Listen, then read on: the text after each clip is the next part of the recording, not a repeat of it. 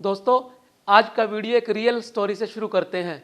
आपने मोहम्मद यूनुस के बारे में सुना होगा। वही मोहम्मद यूनुस जिनको बांग्लादेश का पहला नोबेल पुरस्कार मिला था पीस के लिए। दोस्तों, 1940 के अंदर पैदा हुए मोहम्मद यूनुस माइक्रो क्रेडिट और माइक्रो फाइनेंस सिस्टम के जन्मदाता थे। उन्होंने 1976 के अंदर, जब वो बंगाल की एक यूनिवर्सिटी के अंदर प्रोफेसर थे, तब उन्होंने विजिट किया पास के एक गांव जोबरा के अंदर। उन्होंने देखा बैम्बू से सामान बनाने वाली औरतें कितनी गरीब हैं। वो परिवार जो उस गांव में रहते थे, सारे के सारे ऐसे ही थे। उन्हें अपने काम करने के लिए लोन लेना पड़ता था, अनसिक्योर्ड लोन, क्योंकि बैंक उन्हें लोन नहीं देता था। बैंक को लगता था ये हाई रिस्क वाला लोन है, इसलिए उन्हें लालाओं से लोन लेना पड़ता था, जिसके चंगुल में वो फंस जाते थे। और जो पैसा वो अपने बांस का सामान बेचकर कमाते थे, वो सारा का सारा लोन की ब्याज में और लोन की किस्त में उतर जाता था। दोस्तों, मोहम्मद यूनुस ने देखा कि किस तरह से इन गरीब लोगों के जीवन के अंदर सुधार लाया जा सकता है, बदलाव लाया जा सकता है, परिवर्तन लाया जा सकता है। उन्होंने इसे अपने जीवन का मिशन बना लिया। उन्होंने बैंकों से बात की, बैंकों ने लोन देने के लिए मना कर दिया। फिर उन्होंने अपनी जमा पूंजी के $27 42 गांव की उन गरीब औरतों को दिए जो बैम्बू का काम करती थी। उन औरतों ने उससे प्रॉफिट कमाया और मोहम्मद यूनुस को पैसा वापस किया। जब बैंक मैनेजर को यह बात पता लगी तो उसे विश्वास नहीं हुआ। दोस्तों, उसके बाद बैंक से लोन लेने में मोहम्मद यूनुस कामयाब हो गए और उन लोगों के लिए एक फरिश्ता बनकर आए। 1976 में शुरू हुई ये मुहिम जनता बैंक के रूप में कामयाब हो गई। लगभग 7 साल काम करने के बाद 1983 के अंदर विधिवत रूप से ग्रामीण बैंक की स्थापना हुई। तब तक 28,000 लोग इससे जुड़ चुके थे। माइक्रो क्रेडिट टर्म का इजाद करने वाले और उसके पायनियर मोहम्मद यूनुस को अपने काम के लिए 2006 में नोबेल पुरस्कार के लिए चुना गया। दोस्तों, इस मुहिम ने इतनी बड़ी क्रांति ला दी कि इसके बाद साइबरनेट, टेलीफोन और बहुत सारी कंपनियों को बंगाल में इस मूवमेंट ने ही पैदा किया। दोस्तों, ये वो रियल स्टोरी है जो आपको सोचने के लिए मजबूर करती है। आपके पास 2 विकल्प होते हैं। पहला विकल्प ऑर्डिनरी रहने का और दूसरा विकल्प एक्स्ट्रा ऑर्डिनरी बनने का। एक्स्ट्रा ऑर्डिनरी बनने का जो रास्ता मोहम्मद यूनुस ने चुना, वही आप भी चुन सकते हैं। बात सिर्फ चीज़ों को जानने और समझने से है।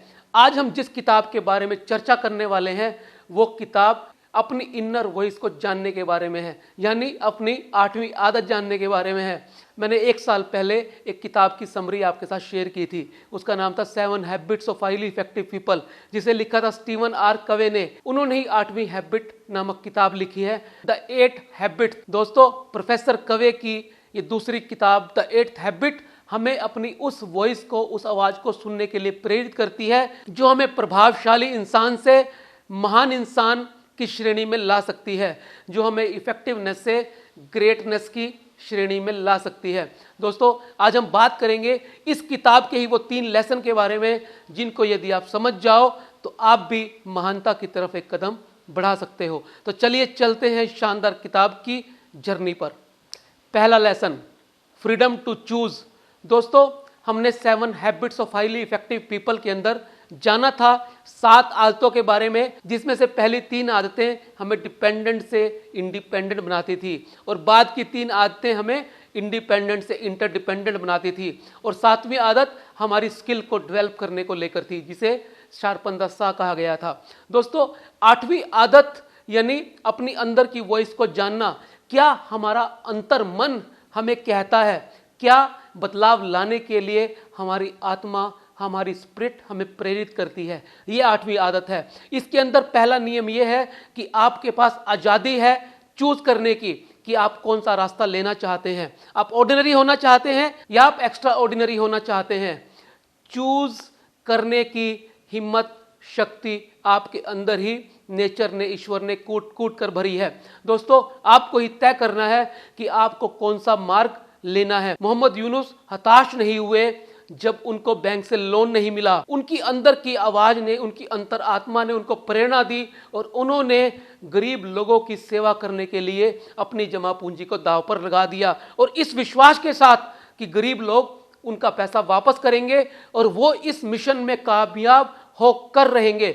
दोस्तों, जब महान उद्देश्य के साथ आपकी पवित्र भावना जुड़ जाती है तो दुनिया के अंदर कोई भी चीज मुश्किल नहीं होती।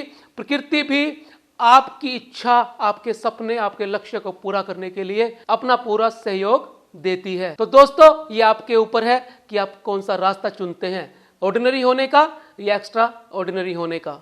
दूसरा lesson, help others to find their voices. दोस्तों, सबसे पहली बात यह है कि आपको अपने अंतर की आवाज सुननी है, आपको अपनी अंतर मन की था लेनी है। और दूसरी बात, जब आपको अपने अंदर का पता लग जाए, आपको पता लग जाए कि आपको वो भीतरी शक्ति क्या कहना चाह रही है, आपको वो आपका नेचर, प्रकृति किस ओर ले जाने जा रहा है, उसके बाद आपको मदद करनी है और लोगों की भी जो आपके साथ जुड़े हुए हैं, चाहे वो आपके परिवार के लोग हैं, चाहे वो आपके संस्थान के लोग हैं, आपके कुलीग हैं, सोसाइटी में आपके दोस्त हैं या अन्य लोग। दोस्तों, जब आप उनको उनकी आवाज़ खोजने में मदद करेंगे तो आपकी ये ऊर्जा सकारात्मक रूप से आपका और ज़्यादा और बेहतर तरीके से साथ देना आरंभ कर देगी।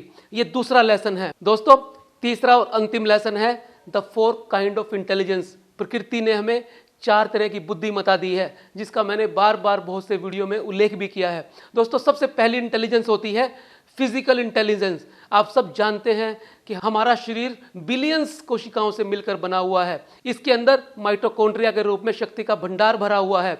यदि आप इसकी शक्ति को जानने लगे और इसकी सारी सेल्स को इकट्ठा करते चले जाएं तो यहाँ से लेकर चांद तक की दूरी तय करने का जितना समय लगता है, उतने समय में आप इन कोशिकाओं की दूरी तय कर पाएंगे।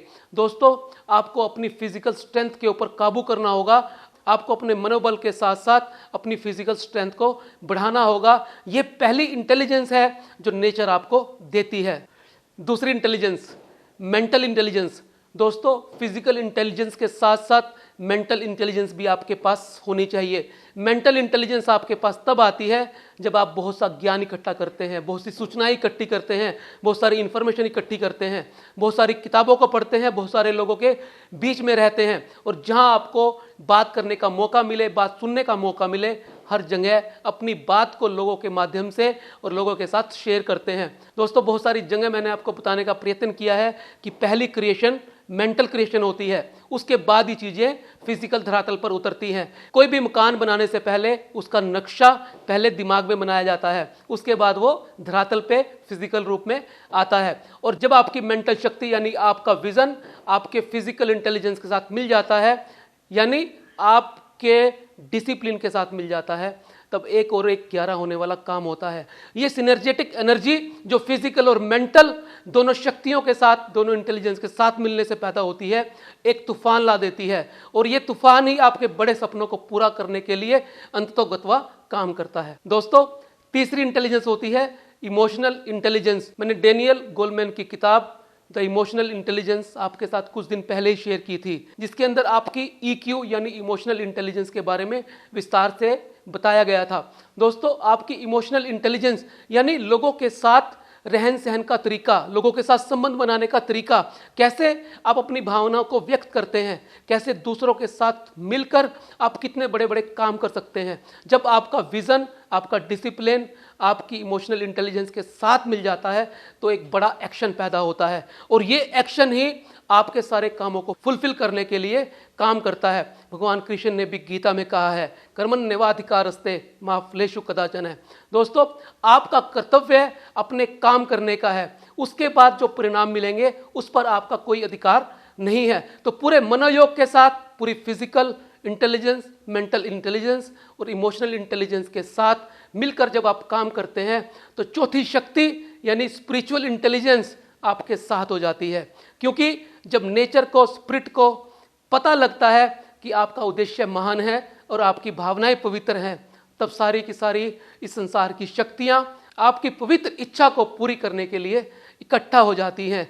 यही स्पिरिचुअल इंटेलिजेंस का अर्थ है। तो दोस्तों, यदि आप इन चारों इंटेलिजेंस को अपने ऑर्डिनरी से एक्स्ट्रा ऑर्डिनरी होने की राह के अंदर काम में लाओगे तो आप बड़े लक्ष्य जैसे मोहम्मद यूनुस ने प्राप्त किया वैसा ही आप भी कर पाओगे। और हो सकता है किसी दिन आपका ये बड़ा लक्ष्य आपको भी मोहम्मद यूनुस की तरह से एक बड़ा आदमी बना दे, नोबेल पुरस्कार विजेता की श्रेणी में खड़ा कर दे। दोस्तों, मैं उम्मीद करता हूँ आज का ये वीडियो द 8th हैबिट जिसे लिखा है द स्टीफन आर कवे ने, आपको अच्छा लगा होगा। यदि आपको ये अच्छा लगा है तो इसे शेयर अवश्य करें। मिलते हैं अगले वीडियो में फिर एक नए विषय के साथ। तब तक के लिए नमस्कार।